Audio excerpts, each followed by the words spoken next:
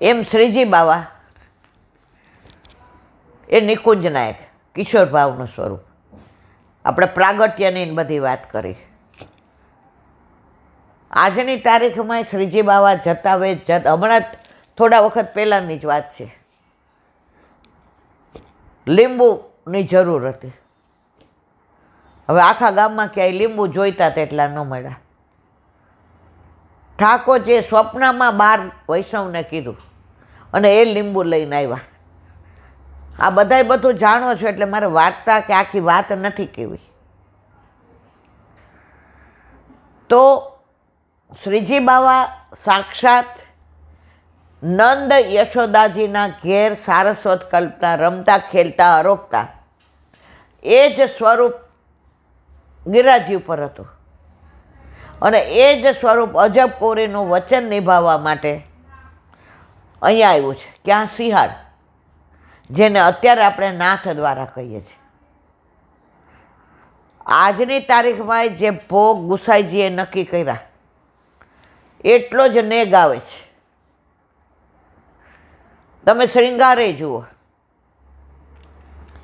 વાંકે અંબોડે શ્રીનાથજીને સુંદર શ્યામ સ્વરૂપ વલ્લભ સુત સેવા કરે હરિની શોભાતણો. એમાં આખા બધા શ્રૃંગારનું આવે છે કે કંઠમાં માળાને.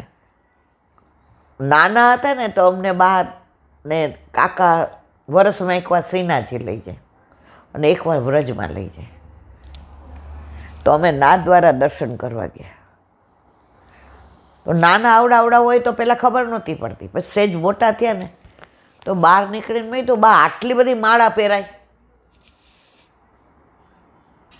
મેં કીધું કાંઈ લગ્ન બગનમાં હોય તો તું અમને એક મોતીની માળા દે ને એમ કહી. બીજી તો કે આ ગાંડી એક તો પહેરી છે તો આટલા બધા માળા, સોનાન ચાંદીન હીરાન મોતીન માણેક ને પરવળ.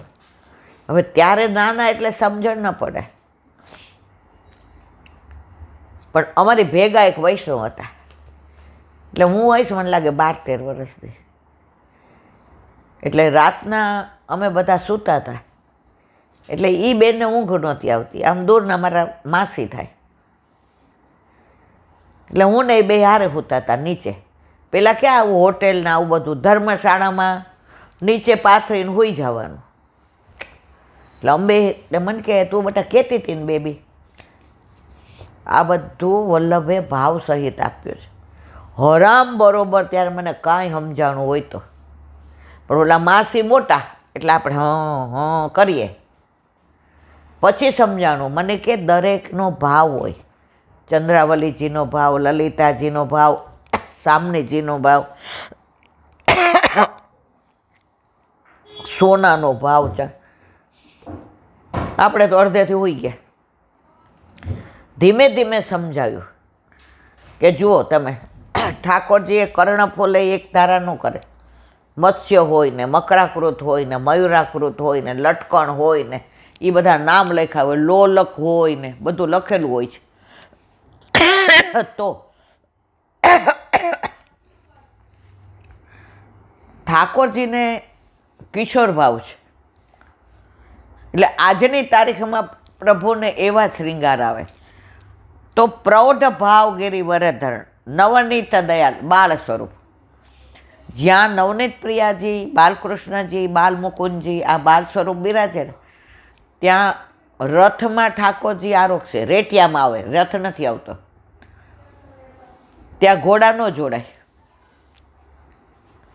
કારણ બાળ સ્વરૂપ. બાને ચિંતા થાય કે મારો લાલો ઘોડાવાળા ઓલામાં બે અને આ ઘોડા દોડે ને પડી જાય તો, ખેલી જાય તો.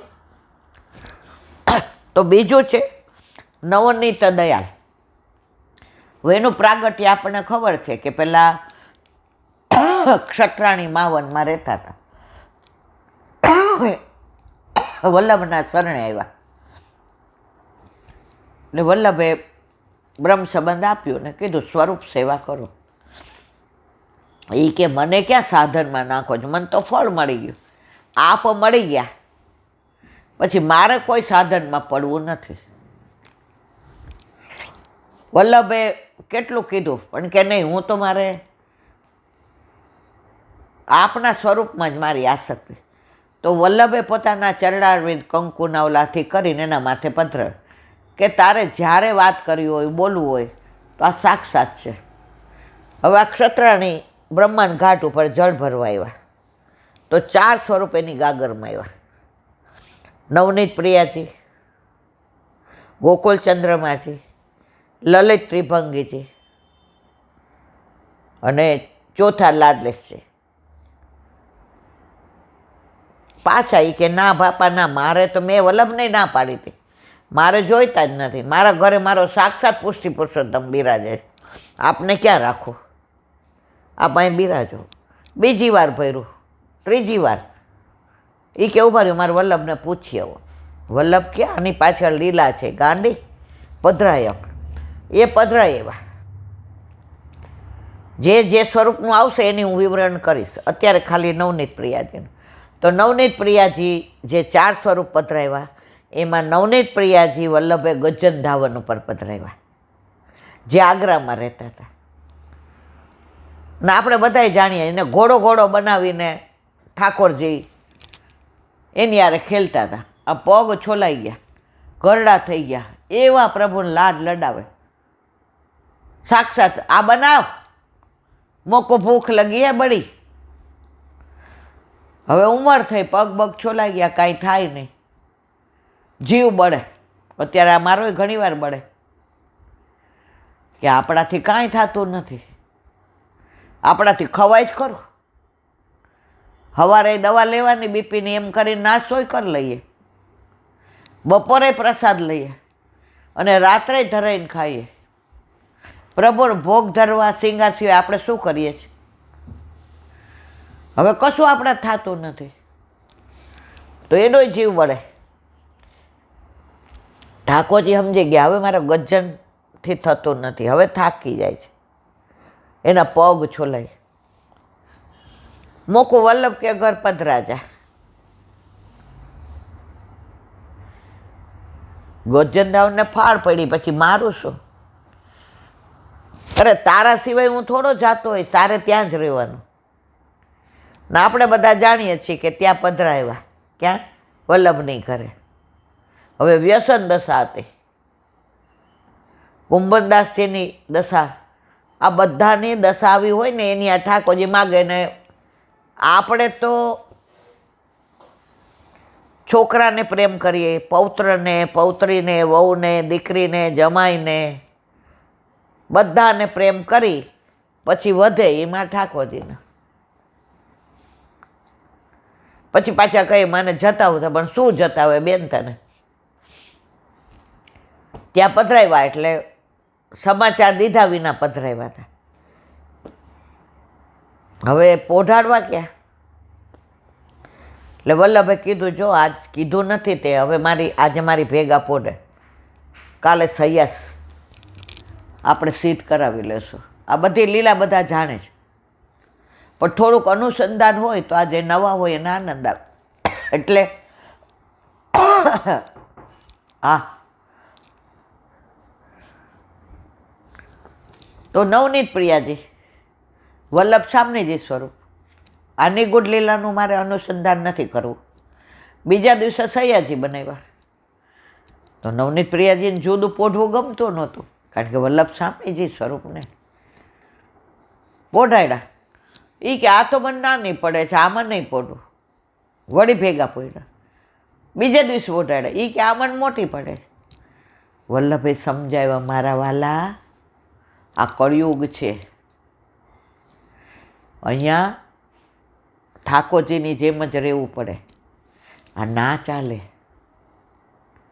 અને પછી નવનીત પ્રિયાજીને પછી ઓલો પાન લેવા ગયા ને રસ્તામાં બેભાન થઈ ગયા. અક્કાજીએ પાન લેવા મોકલ્યા. વ્યસન એવું હતું કે ઠાકોરજીથી દૂર 12 સુધી પહોંચ્યા ત્યાં બેસુદ થઈ ગયા, એટલું વ્યસન. અને અહીંયા નવનીત પ્રિયાજીને વલ્લભે ભોગ ધરાવ્યો, જેની કાની આપણે આપીએ છીએ.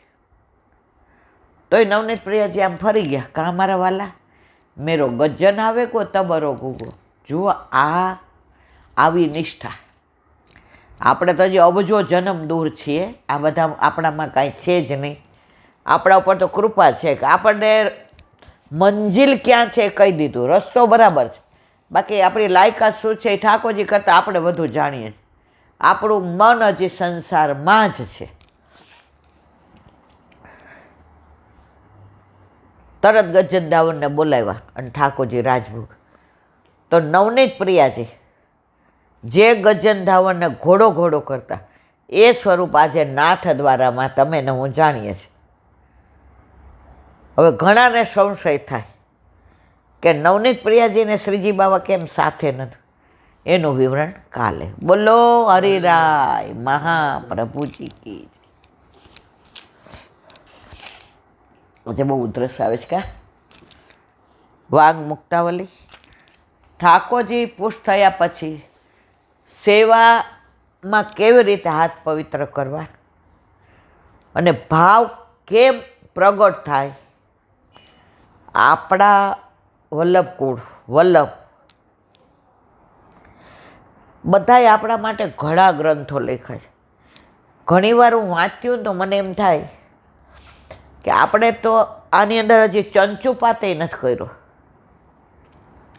વલ્લભના એટલા ગ્રંથો, ગુસાઈજીના એટલા, હરિરાયજીના, ગોકુલનાથજીના, પુરુષોત્તમજીના, દ્વારકેશજીના, અને ત્યાર પછી આ બધા બાળકોના આજની તારીખ, આ દયારામભાઈ, આ બધા ભક્તોના.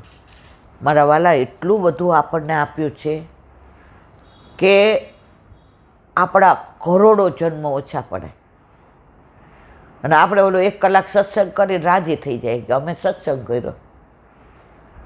આજે પ્રભુએ 24 કલાક આપ્યા છે, એમાંથી આપણે પ્રભુ માટે કરી શકીએ છીએ. પણ મન રાજી એટલે રહે છે કે રસ્તો બરાબર છે. વલ્લભે જે રસ્તો બતાવ્યો ને એ રસ્તે ચાલીએ છીએ, આડાવડા નથી જતા. હમણાં એકવાર એવું થયું, 3-4 મને બીમાર પડે 2 મહિના થયા, એના 2 મહિના 3 મહિના પહેલાં ગામડાનો કહેવાય, શેરનો કહેવાય, એમાંથી એક બેનનો ફોન આવ્યો. એલા બેન, મારા ઘરે રામ રાજ્ય એટલું બધું સારું ને ખેતીને બધું છે, તો અમારા ઘરે રેણી કેણી તમે જુઓ તો બધું ટીવી ને ફ્રીજ ને, અમારા ઘરે 2-3 ગાડી ને હાથી છે, એ કે ટ્રેક્ટરે છે. મારા મિસ્ટર પરદેશ ભણીને આવ્યા તોય અહીંયા એ કે ખેતી, કારણ કે એને આમાં રસ પડ્યો છે અને હું પ્રેમથી અહીંયા રહું છું. હવે અમારા ઘરમાં એ કે એટલું આનંદ, ઠાકોરજીમાં 8 આમની સેવા. હું ને મારા સાસુ એ કે ઘણી વાર કે નવા રીંગણ આવ્યા હોય કે નવી વસ્તુ આવી હોય તો વાડીએ નવું કાંઈ આવે ને અને ત્યાં રસોઈ થાય ને, કરવાવાળી હું ને મારા સાસુ છે. મારા સાસુ તો ભગવદી એટલા છે ને કે મને આ ઘરમાં આવવાનો બહુ આનંદ છે. તો પ્રભુને ત્યાં પધરાવી જાય ઝાપીજીમાં. અને અમારી વાડી તમે જુઓ ને, આંબા એટલા ને ઓલા કેરી એટલી ને, લીંબુ ચીકુડી ને, અને બધા શાકભાજી ને અનાજ ને. એટલે બપોર ઠાકોરજીને નવું શાક બનાવ્યું હોય, રીંગણનો ઓળો, અમે ઓળો એ કે ઈલાંટી ચૂલા ઉપર જ કરીએ, એટલે ઠાકોરજીને સુગંધ આવે એ કે. એટલે લાકડાને છાણાય ત્યાં અમારે ગાયો છે 3-4 કે